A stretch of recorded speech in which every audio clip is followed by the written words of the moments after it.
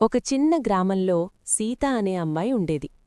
ఆమె చాలా పేద కుటుంబానికి చెందినది. స్కూలుకి వెళ్లేటప్పుడు చిరిగిన పుస్తకాలు, పాత బ్యాగ్తోనే వెళ్లేది. అయినా ఆమె ముఖంలో చిరునవ్వు ఎప్పుడూ తగ్గేది కాదు. ఒకరోజు స్కూల్లో టీచర్ అడిగారు, పెద్దయ్యాక నువ్వేమవ్వాలననుకుంటున్నావు? కొంతమంది పిల్లలు డాక్టర్, ఇంజనీర్ అని చెప్పారు. సీత మాత్రం నెమ్మదిగా చెప్పింది, టీచర్, నేను వెలుగు కావాలి. అందరూ నవ్వారు. టీచర్ ఆశ్చర్యంగా అడిగారు, వెలుగేంటి సీత? సీత సమాధానమిచ్చింది, మేడం, చీకటిలో ఉన్నవాళ్లకు దారి చూపే చిన్న దీపమైనా సరే నేను ఉపయోగపడాలనుకుంటున్నాను. ఆ మాటలు టీచర్ హృదయాన్ని తాకాయి. సంవత్సరాలు గడిచాయి. సీత కష్టపడి చదువుకుంది. ఎన్నో అడ్డంకులు వచ్చాయి. కొన్నిసార్లు చదువు మానేయాలనిపించింది.